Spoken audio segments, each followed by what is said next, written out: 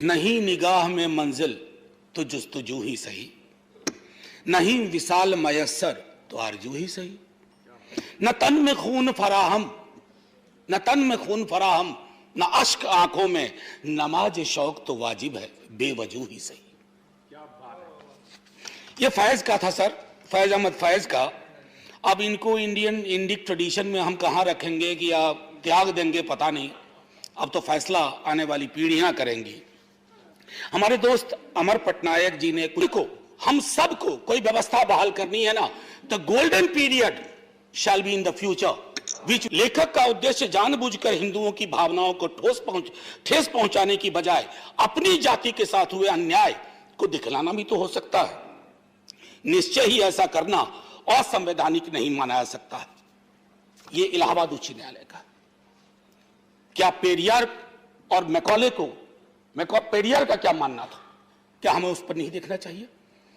सदन में new education policy पर चर्चा।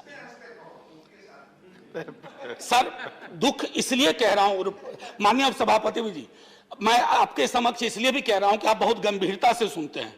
दुख इसलिए होता है ना कि साल दर साल मुझसे पहले कई लोग बोल गए होंगे पिछले सदन में, पिछले के पिछले में, लेकिन कुछ हमारी सामाजिक हकीकत है ना, वो जा नहीं रही है। और जब तक वो हकीकत नहीं जाएगी सर, मैं फिर से सर एक मिनट का टाइम लूंगा। मेरे साथ सर एक स्टूडेंट था, मैंने पहले भी सदन में कहा, बहुत ब्राइट स्टूडेंट था सर।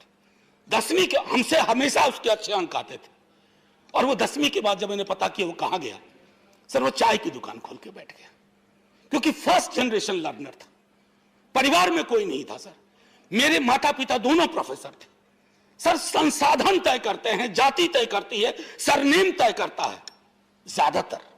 ये इस हकीकत को हम सबको स्वीकार करेंगे ना, तो शायद आज नहीं तो कल हम इसका निदान खोज पाएंगे सर। मैंने कहा ना कि अतीत की उल्टे पांव की यात्रा। अब एक चीज होती है क्रिटिकल पेडागॉजी सर। एजुकेशन के कई डिफिनेशन हो सकते हैं, लेकिन अल्टीमेट परिभाषा क्या है? Education should be an instrument for emancipation.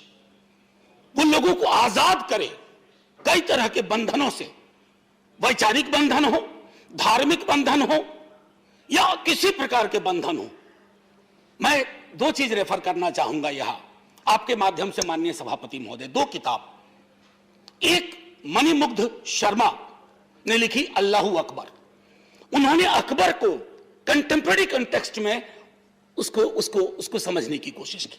और दूसरा हमारे जयराम रमेश जी हैं, the light of Asia, the poem that defined Buddha. मैं आग्रह करूंगा कि उसको पढ़ा जाए, इन किताबों को पढ़ा जाए। संदर्भ व्यापक होगा सर। हम तो कहते हैं वैश्विक दृष्टिकोण के हैं। विश्वविद्यालय में विश्व शब्द क्यों पहले आता है? ऐसे ही नहीं आता है यूनिवर्सिटी का अनुवाद विश्वविद्यालय। दर्शन वैश्विक होना चाहिए, साइंटिफिक टेम्परामेंट होना चाहिए, अन्यथा तुलसीराम को जो आत्मकथाएं लिखनी पड़ी वो ना लिखनी पड़ती। लोग यहाँ दिल्ली बंबई में घर पर घर खरीदते जा रहे हैं, और एक ये साहब है कि अपना घर बेच दिए। वाह, रिटायरमेंट का पूरा पैसा लगा दिए थे दिल्ली में घर लेने के लिए। अरे बाबूजी, तो अपना एक नया घर खरीद भी तो रहे हैं ना। नया घर खरीद रहे हैं? कहाँ? पूर्णिया में। पूर्णिया में? हाँ। अरे बाबूजी, दिल्ली बंबई में घर खरीदना अच्छी बात है, लेकिन अपने घर पे घर खरीदना बड़ी बात है। देखिए, पूर्णिया में पनोरमा सिटी और पनोरमा हाइट दोनों जगह का ऑप्शन उपलब्ध है। देखिए और बुक कराइए। मतलब अपने शहर में अपना घर? जी बिल्कुल। अब कीजिए घर वापसी पूर्णिया के पैनोरमा सिटी और पैनोरमा हाइट में। पैनोरमा सिटी और पैनोरमा हाइट, आपके शहर में आपका अपना घर।